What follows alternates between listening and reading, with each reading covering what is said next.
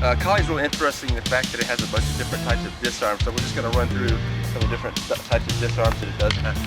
Okay.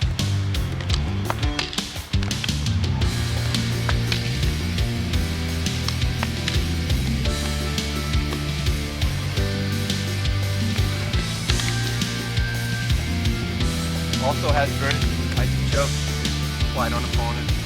Okay. As well as different types of throws and takedowns. And work in all types of angles.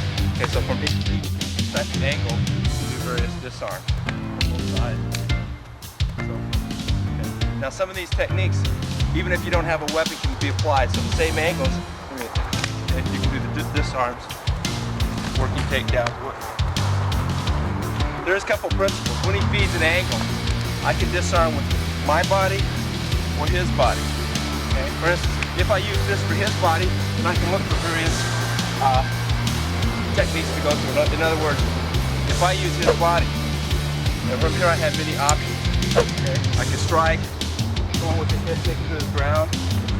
Again, with the same type of aga using his body. Okay, I may choose to go to a lock here. Right? Again, with this position, as this is flow, seeking it, I might choose to take him down this way. The whole concept of flow being, if I stay disarmed here, Gavin would counter. And when he counters, I would have to recounter whatever he fed. Okay. Which takes us into a little bit about the locks. Locks are generally never just placed on.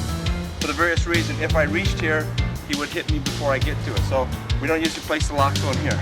Somehow I have to upset the balance where I get a reaction this way, or if he punched at me, then I'd have to work on applying the lock off the punch.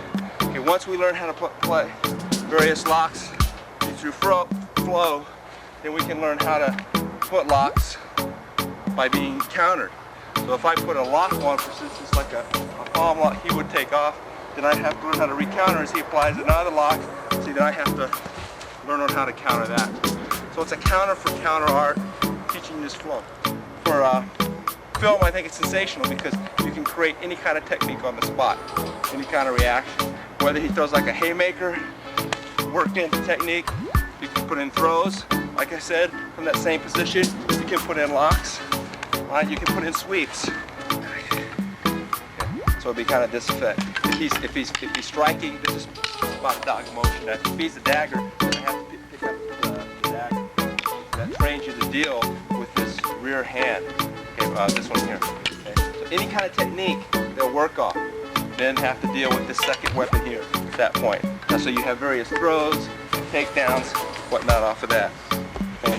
This is called spada-daga, the blade and the dagger. They also learn the knife system, various types of knife. For instance, this is the body song blade. That's a trade off of that.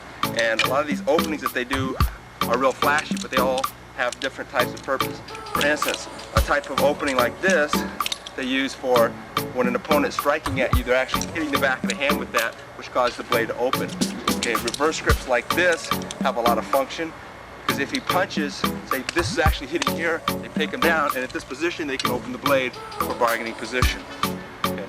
So a lot of things appear to be flashy, but they really do have some different types of function in combat. The knife system is really favorable in the art. If you use traditional techniques like this to block the blade, then the escrimador, the Filipino practitioner, will immediately trap and cut this. Okay? So we learn to pass it so that he doesn't completely lock it up. Every time there's a stab, there's a pass, because he may go to this one and come to a different line, so I have to pick that up. Okay? So with knives, they basically know how to return it. We'll just work off the 5-2 return. Okay, so if he picks it up and I should take the knife up here, one, they can insert it back in to the opponent, maybe go into a bargaining position. Okay? They have the option of taking it out. And from all these, they can go again into locks, throws, takedowns, whatnot. Okay? So there's all different kind of positions. As long as they keep the the blade flat, they can use it to take out or return it to the feeder. Okay? Again, going into different types of lockers. So they work on unarmed against the knife. They work on Like this would be a bargaining position here at the fingers. They work unarmed against empty hand. Then they work, excuse me, I didn't even gonna feed you. They work dagger to dagger.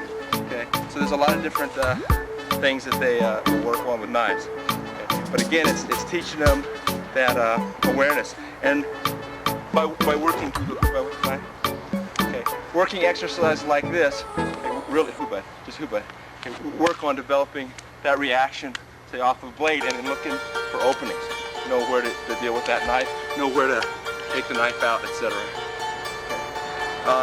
It's a very encompassing system. Like I said, it has weaponry, empty hands. So anything just like this exercise we did with the dagger, we can do empty hands. So then let's say Gavin throws a punch, right? Instead of just working this off of here, they can continually work this technique right off of here, over and over. They go back, work the flow, work that technique again. They go back to flow, drill that technique again, go back to flow. Let's say they want to modify the technique, so it's 1, 2, and they put the knee in. So it's just punch again. Collie teaches you to flow, continue, even if a technique fails. For instance, Gavin threw a strike, okay, and I hit. He would continue and deal with this rather than just, see, I could go ahead and lock out. He'll continue to deal with that with the next line. Work on that. Counter. Close inside with knees and elbows. Get in, back and back out.